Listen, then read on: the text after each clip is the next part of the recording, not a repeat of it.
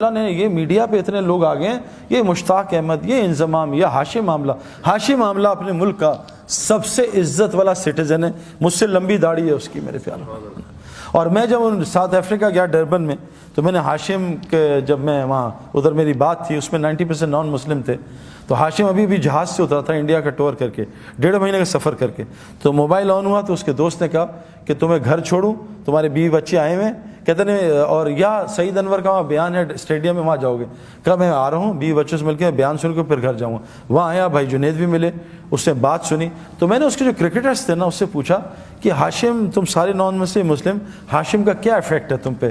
کہتے ہیں یار جب بھی ہم میچ ہارتے ہیں یا ہمیں پریشانی، آؤٹ ہوتے ہیں یا گندا کھیلتے ہیں، ہم ہاشم نا یہ نماز پڑھتا ہے، قرآن پڑھتا ہے، ہم اس کے چہرے کو دیکھتے ہیں، اس کے چہرے کو دیکھ کے ہمیں اتنا سکون ملتا ہے، ہم سوچتے ہیں اس کے اندر کتنا سکون ہوا ہے۔ ہم سکون کے لیے تو سب کچھ کر رہے ہیں۔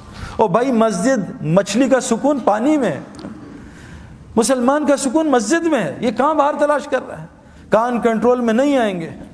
ہاشم معاملہ کہ کیسے کنٹرول ہوا کہ وہ ان کو کہہ رہے ہیں 19 سال کے بچے کو کہ تو نے کرکٹ بننی ہے، تجھے کھلائیں گے، تجھے سٹار بنائیں گے، تو شراب کا اسٹیکر لگا۔ شراب، جیسے آج ہمیں کہتے ہیں کہ لڑکی چاہیے نوکری، پہلے داڑھی صاف کرا، کہا جی میں ابھی فوراً کرتا ہوں۔ اس نے کہا لعنت بھیجتا ہوں کرکٹ کو، میں اللہ کا حکم نہیں توڑ سکتا۔ آج ساؤتھ افریقہ کا سب سے معزز شہری بنا ہوا میرے پیاروں۔